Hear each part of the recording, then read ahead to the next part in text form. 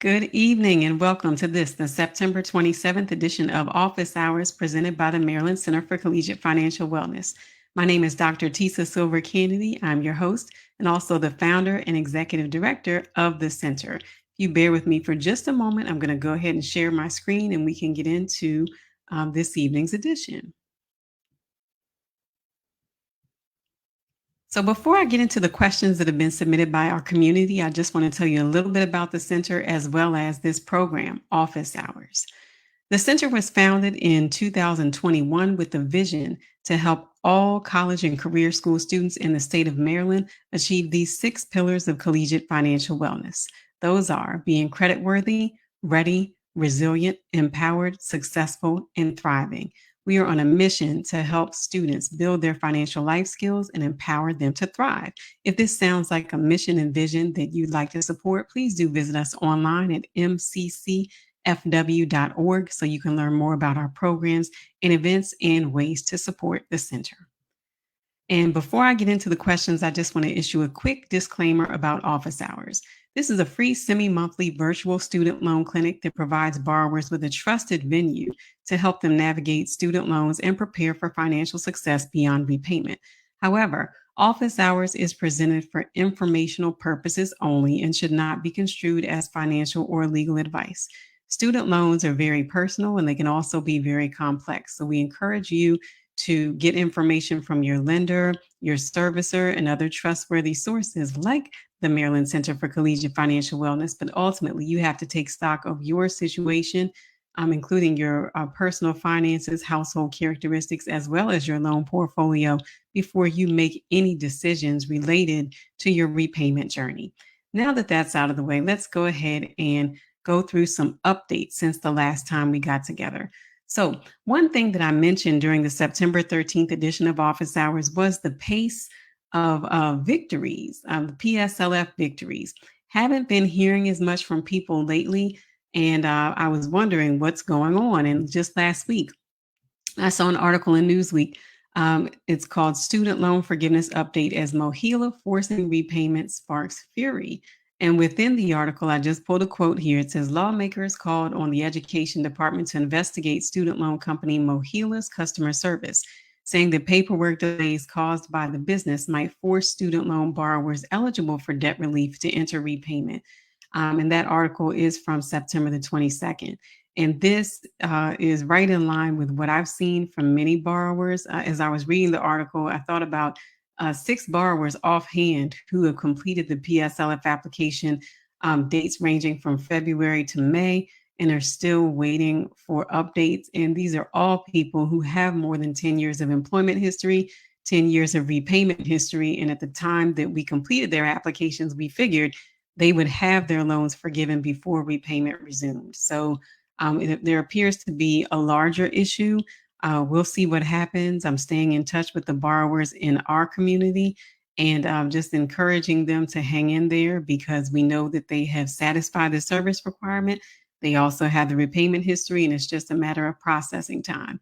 And also want to remind everyone that this is an unprecedented time right now. Most of us have been in a payment pause for more than 3 years. Repayment is resuming. We've had reductions in the number of servicers. So loans have shifted from one servicer to another, and the whole repayment system is turning back on again after being off for about 3.5 years. So perhaps resources are being, diverted from one area to another, but just hang in there. If you know you've met the requirements, just hang in there. And I believe that your accounts will soon be updated. Just wanted to let you know, though, you're not alone. All right.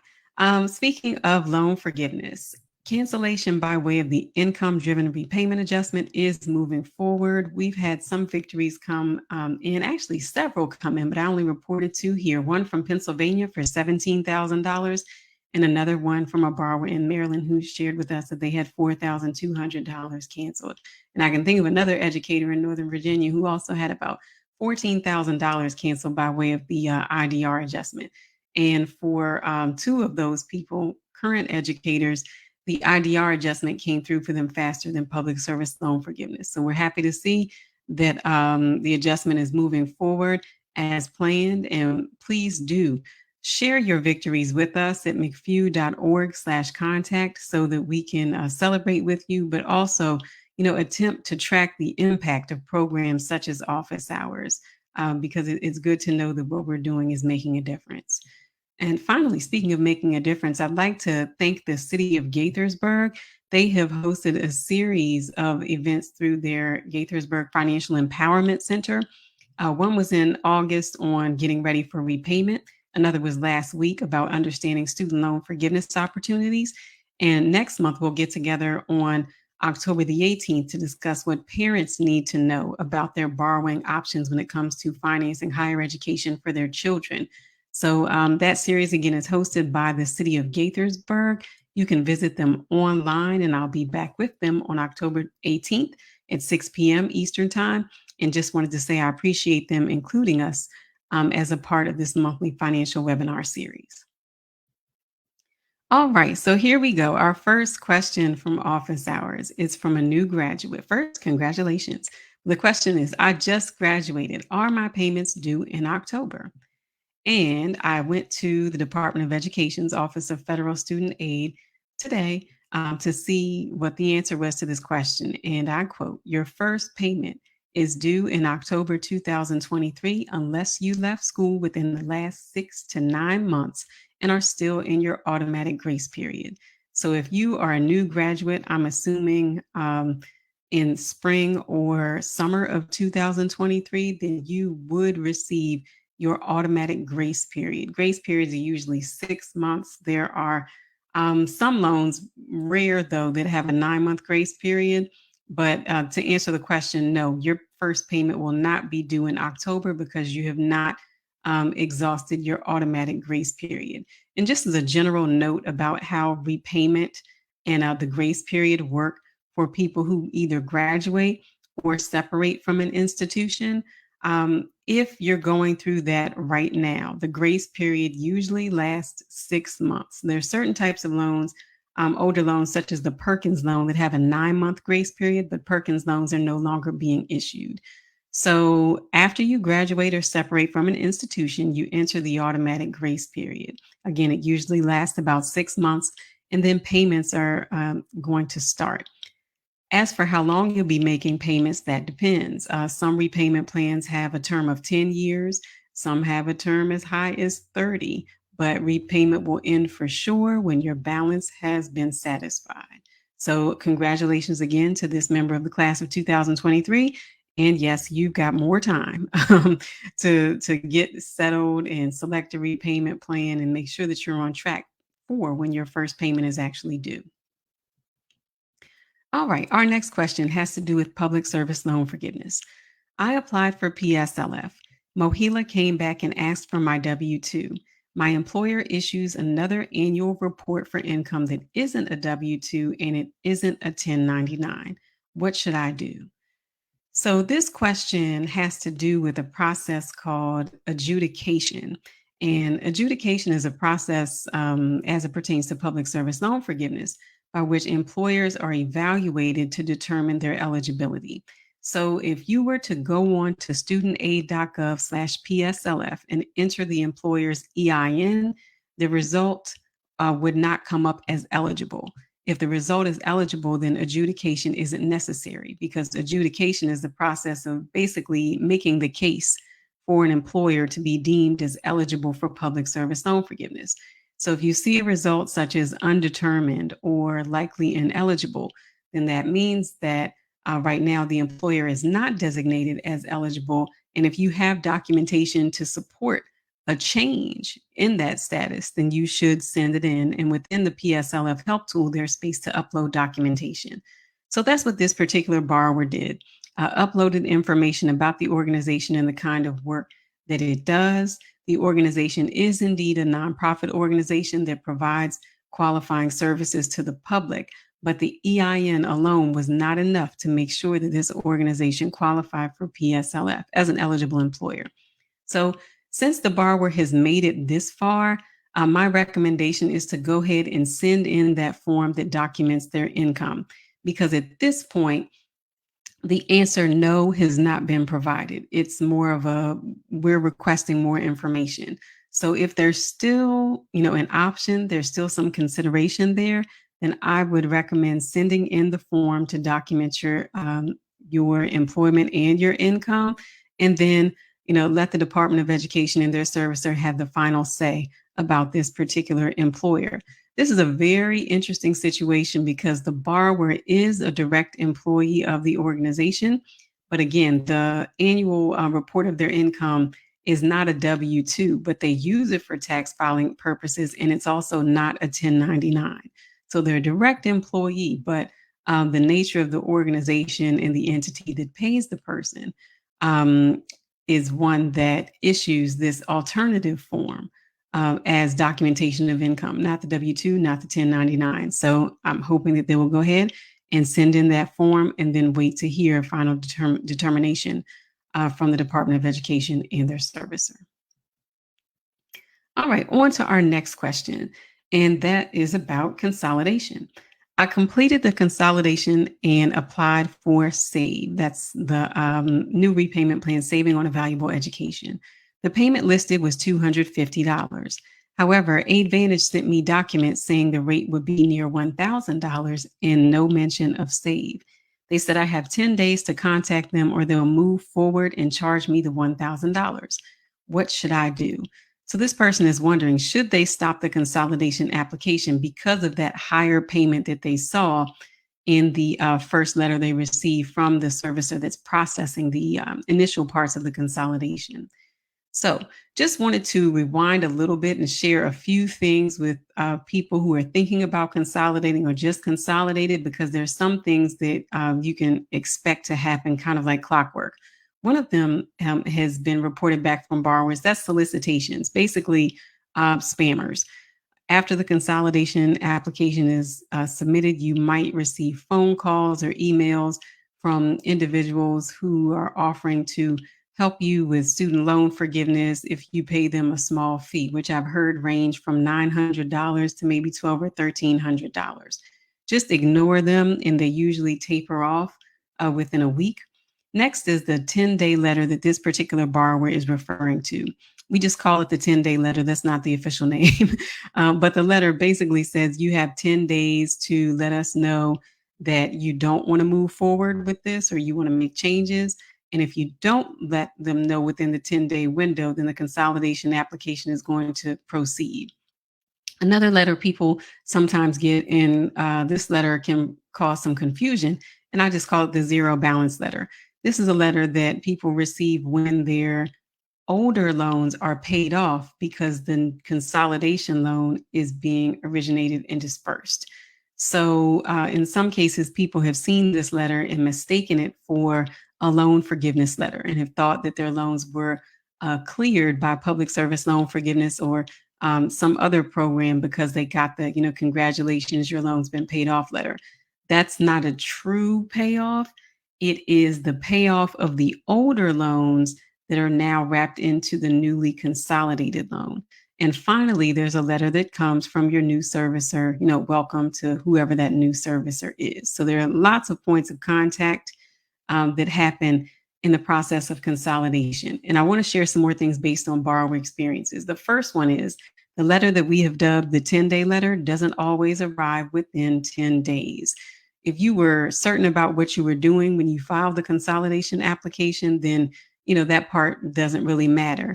But it's still the letter, it just gives some people a nervous kind of feel, in that they did something, they thought they were on the right track, and then this letter says, you've got to contact us within 10 days, we're going to move forward with it. And even though the people want to move forward with it, it sometimes causes them to question if they did the right thing.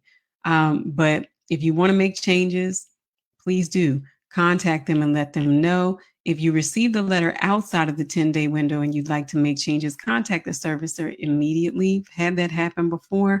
Contact them immediately to see what your options are. Second is that repayment options in that post-consolidation application letter do not always reflect the contents of the income-driven repayment request. And that is the question that this particular borrower has. So my recommendation to this borrower was to be confident in the result they received when they completed the IDR request online, because the IDR request online in the consolidation application is one that pulled over their income straight from the IRS. It was their most recent income information available, and that's what was able to give them that quote of $250 per month. I'm not sure what information the letter from Aidvantage was using, but I suspect it was for one of the fixed plans, perhaps the standard plan, but definitely not an income-driven repayment plan. And the borrower also said that the communication did not mention SAVE at all. Next point. In terms of credit reporting, some people don't want to consolidate because they're concerned about a hit to their credit. And I'll be honest, some borrowers have come back and said that there is overlap in the reporting of the loan. So there might be a short window of time where the older loans that were paid off are still showing as outstanding on a credit report at the same time that the newly originated consolidation loan is showing up. So it can appear as though a borrower owes twice as much in debt than they actually do owe, but usually that problem does not last for long. The final issue, I mentioned this briefly earlier, was that things are related to that IDR request and perhaps the method of submission for it. The borrower in this particular question used the online IRS transfer. So we were able to see what the payment would be right away, and that was around $250. Some people have to upload their documentation. Others choose to send in the IDR request by traditional mail if they haven't completed their taxes and they're sending in, a W-2 or some recent pay stubs. So a lot of the information that you receive back, it depends on the information that you submitted in the process, how timely the information was, how accurate the information was. So for this particular borrower, I'm confident that the information that was submitted in her original consolidation application was accurate. So the $250 should be what she ends up paying, not the $1,000 that she saw in that introductory letter. So I will keep you posted on this experience. But if you are experiencing this, just know that you are not alone in seeing these numbers that do not match what you saw during the consolidation application process or during the IDR request process. All right, let's move on to the next question, which is shifting back to PSLF in the application. And it says, your employer made changes to your PSLF application. How is that possible? Well, I learned firsthand when I received this email from the Department of Education that says, review complete. Your employer adjusted your PSLF form and you are eligible. So as an example here, I've used a situation where, let's suppose an employee lists their start date as July 1st, but the employee's actual start date was July 17th. So before this online verification system happened, we had a paper form. People could use the PSLF help tool to populate the form and then print the form, take it to an employer for signing.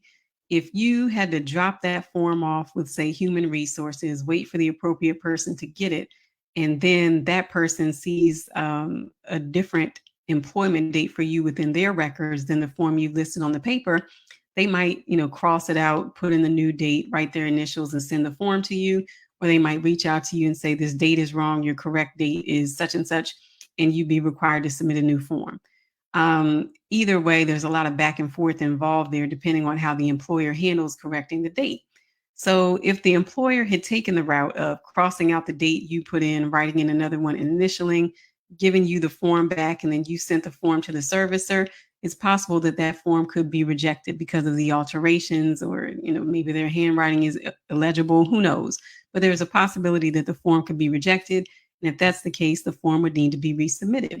And we know that with these traditional mail reviews, sometimes it can take, up to 90 business days to get an answer. So if you're in that situation, you have, waited more than 3 months to get rejected for a tiny error, and you'd have to go back and complete a new form, get it signed again, send it in, and potentially wait for another 90 business days. So now, by using the electronic signature option, the employer can update the form and the Department of Education will send this to MOHELA. So I received this email about my application. I also have kind of a unique vantage point because I applied for PSLF recently, but I also certified an employee's PSLF application, and I was able to see, how changes are able to be made. So I'll keep you posted on my application and also share with you any insights that I have from the view of an employer who is certifying applications as well. All right, let's move on to our next question. I logged into my Nelnet account and noticed payment is due November 13th and not in October. Is this something where the date is shifting to November? So this person wants to know, is this the right date? But a deeper dive into that question showed that the person wanted to know, is this some kind of extension of the payment pause? Does this mean that there's some form of relief that's making the payments due later? And the answer is no. The payment pause has ended. Interest started to accrue on September the 1st. Payments are set to be due starting October 1st. There has been no broad relief plan announced and no announcements of any shift that would push the return to repayment due dates beyond October of 2023. So some things that I have seen on chat boards and things like that are people saying that they have made extra payments before. And since they made a couple of extra payments, they were seeing that their first payment was due in December instead of October. I'm not sure if that's the reason. I haven't heard from a servicer or the Department of Education about that. I'm just seeing what people have posted about what they're seeing. And also, I've seen a couple of people say that they have an IDR request application that is in process. And so the servicer might have put their loans into a short administrative forbearance while the IDR application is being processed and approved.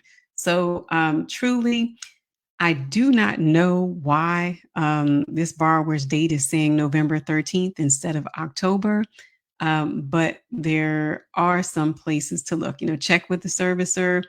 Again, take note of whether you have an IDR request that's pending, but just know I can tell you for sure that the payment pause is over. That November 13th is not a date that we are seeing widely. This appears to be, an isolated incident. All right, next question. I have a consolidation loan from the late 1990s and a Parent Plus loan from a couple of years ago. Should I consolidate? So I want to give some background here because the question about whether to consolidate Parent Plus loans altogether or Parent Plus loans with a person's own student loans together, that is a very personal question. So I want to answer this question as if I'm speaking specifically to this borrower. So we took a look at the types of loans that this borrower has. They have one commercially held FFELP consolidation loan from 1998. They also have one Parent Plus loan from 2021. We are thinking about the IDR adjustment and assuming that this borrower needs to reach 300 months in repayment to achieve IDR cancellation. And that's because the original loans were from graduate school. And if there's a Parent Plus loan that's going to be involved, then the repayment term would be 25 years under an income-driven plan. If the person does nothing, then that FFELP loan will not be considered for the IDR adjustment. It would not be considered because it's not a federally held loan. It's a commercially held loan. So when everyone else gets a payment count in 2024, this particular loan would not receive a payment count because it's not included in the IDR adjustment. The Parent Plus loan would need to be consolidated for future payments to count toward IDR. When we looked at the record, it said that the Parent Plus loan entered repayment in 2021, even though the student is still in school, but no payments are required, no interest accrued because it was included as a part of the CARES Act forbearance. So the Parent Plus loan has no payments that have been made on it, and that commercially held FFELP loan has history dating back to 1998. So I want to take a look at what consolidation looks like before the IDR adjustment and during the IDR adjustment. And this particular borrower only has two loans, a Parent Plus loan with 0 months of repayment. The time in the COVID CARES Act forbearance, can count toward the IDR adjustment if that loan was technically in repayment or a part of that CARES Act forbearance. The FELP consolidation loan has been in repayment for 283 months. Now, if these two loans were put together, the new direct consolidation loan would get credit for 0 months because consolidation prior to the limited PSLF waiver and the IDR adjustment meant that the clock was basically resetting as far as counting credit toward income driven repayment and public service loan forgiveness where applicable. During the adjustment, this same consolidation loan would get credit for 283 months because the Parent Plus loan is a direct loan, it has 0 months. The FELP consolidation loan had 283 months. Put it all together, it becomes a direct consolidation loan with 283 months of history. And a quick point about estimating this history. We obtained the estimates of this history by having the borrower download their student aid text file from studentaid.gov and then using the text file reader through an attorney named Stanley Tate. His website is tateesq.com. Just a quick disclaimer, we don't have any kind of like referral relationship, nothing monetary involved. I just came across this tool a month or so ago, and it was very useful because it allows you to see how much history a loan has in repayment. And when I say history, I mean time in forbearance, time in deferment, and time in repayment, along with some other things. And it's been very useful to help people make the decision about whether to consolidate and when. So, getting back to this particular borrower, we have a few things to consider. The first one is the history of the older loans. I want to reiterate that if this older FELP consolidation loan is left as is, there is no cancellation possible through the IDR adjustment because the loan is a commercially held loan. If it is consolidated, then we'd assume it would be on that 25-year track because it had graduate school loans included.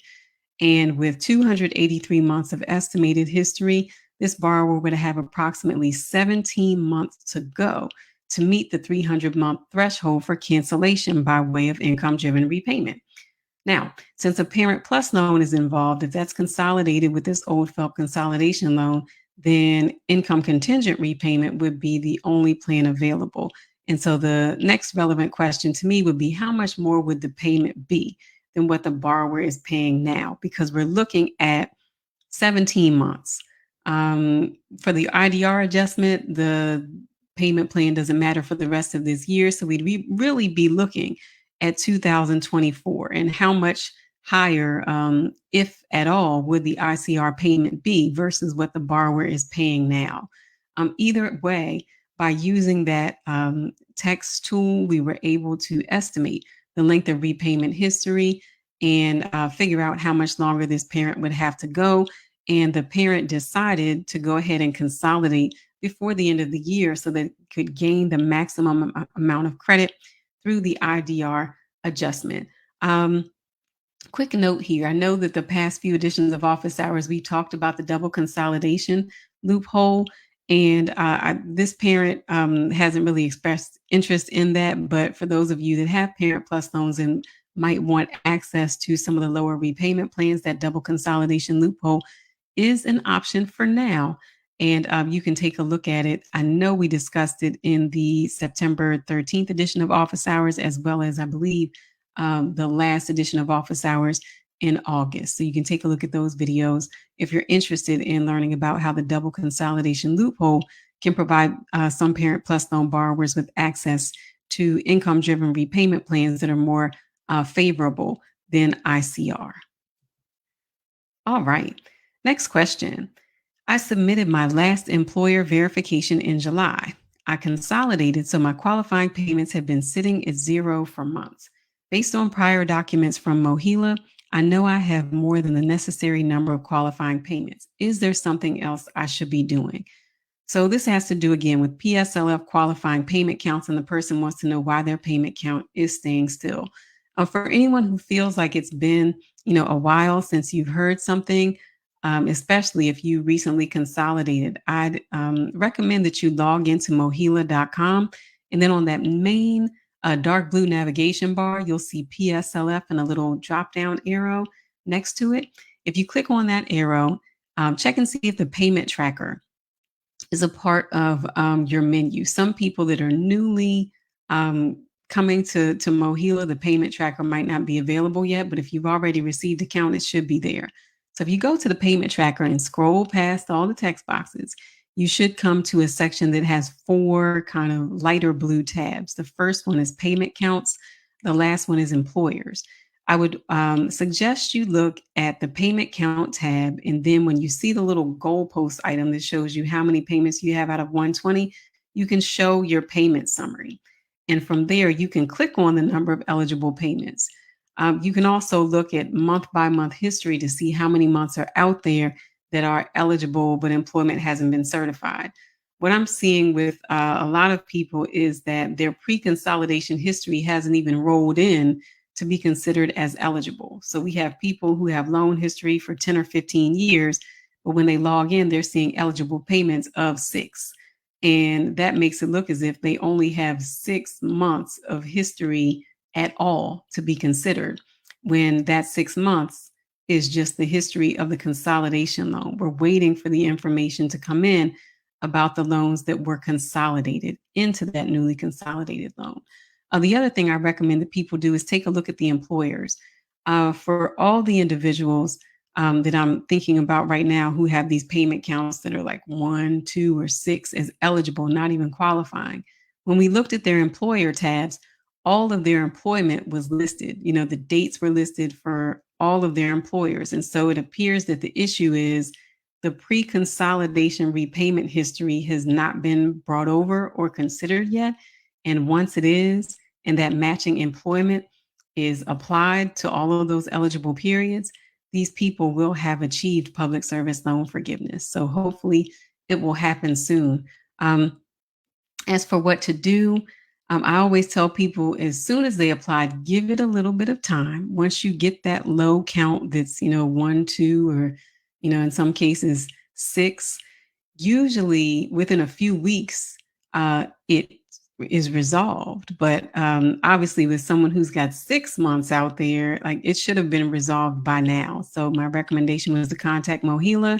And for some of them, they're approaching a point where they could go ahead and submit an updated employment verification. In the case of the person who has the eligible count of 6, now they could submit another form using the electronic signature to get credit for those 6 months as qualifying, since they're just eligible right now.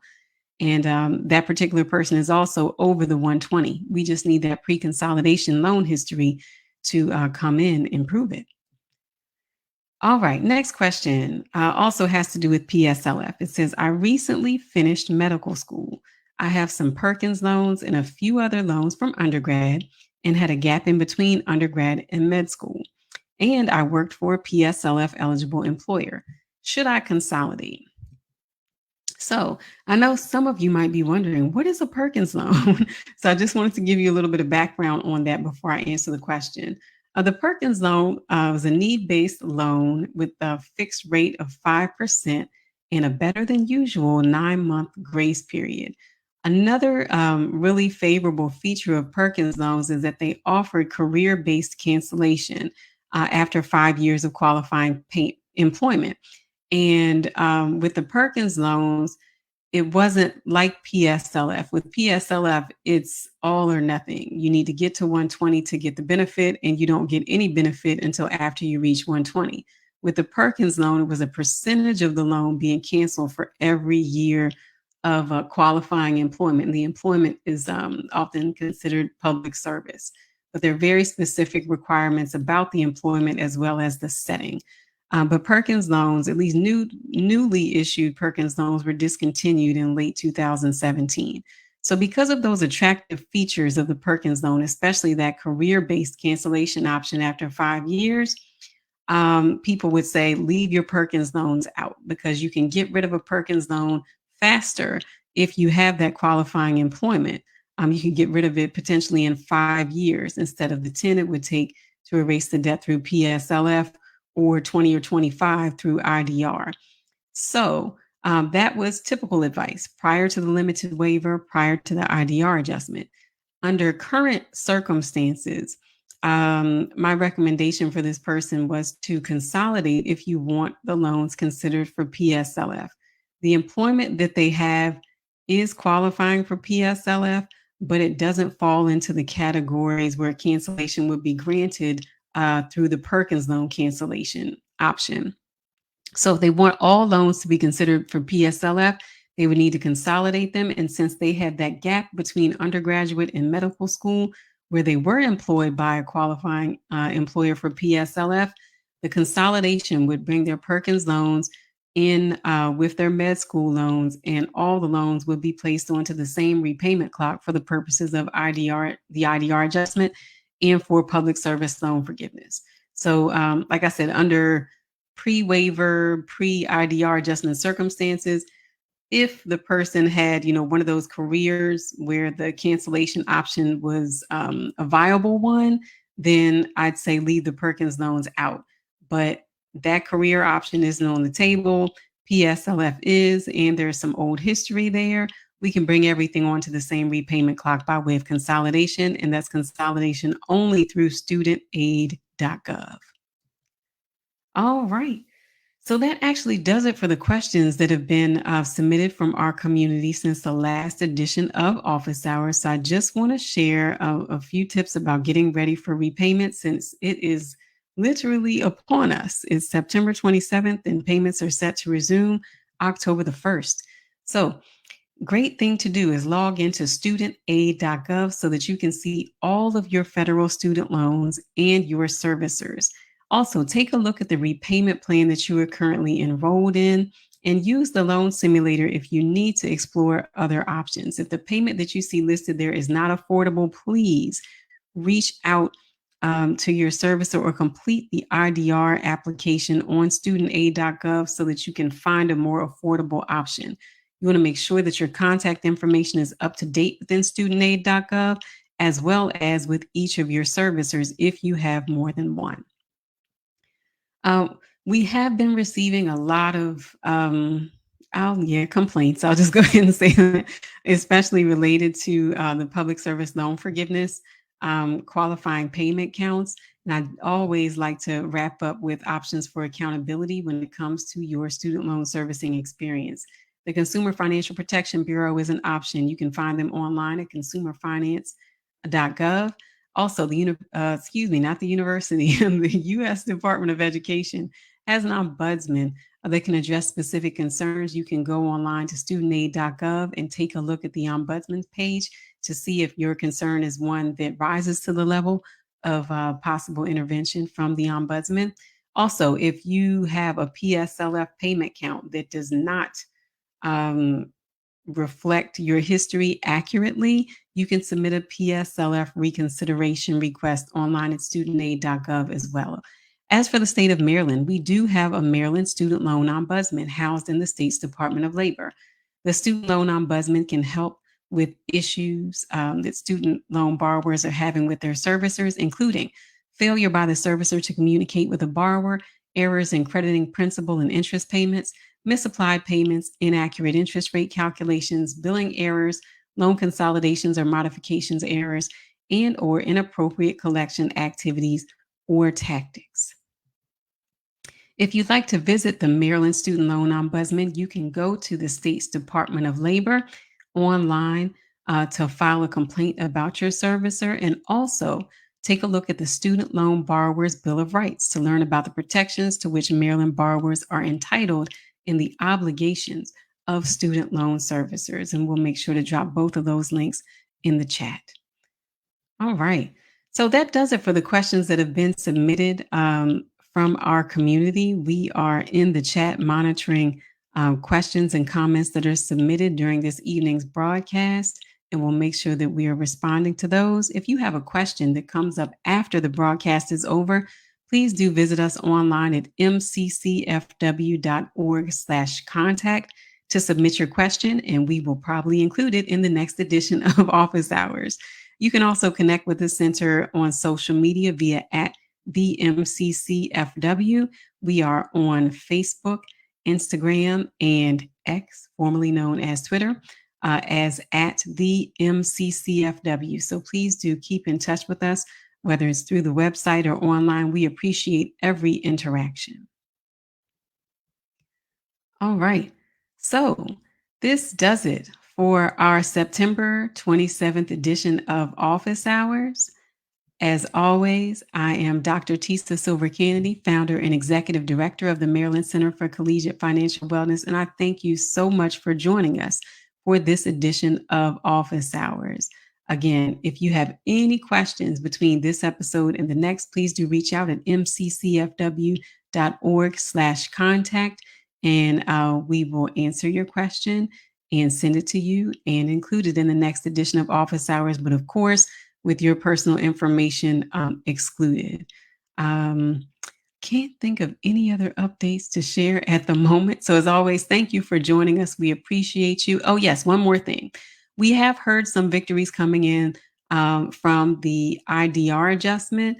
If you have been fortunate enough to experience a victory like that or be approved for public service loan forgiveness and our content or support has helped you in any way, please do let us know because we want to track the imprint. It's frankly impossible to track it all, but we'd like to just kind of really be able to speak to the impact that the Maryland Center for Collegiate Financial Wellness has had on borrowers here in the state of Maryland, as well as nationwide. And I know we have some people that are tuning in from the other side of the globe.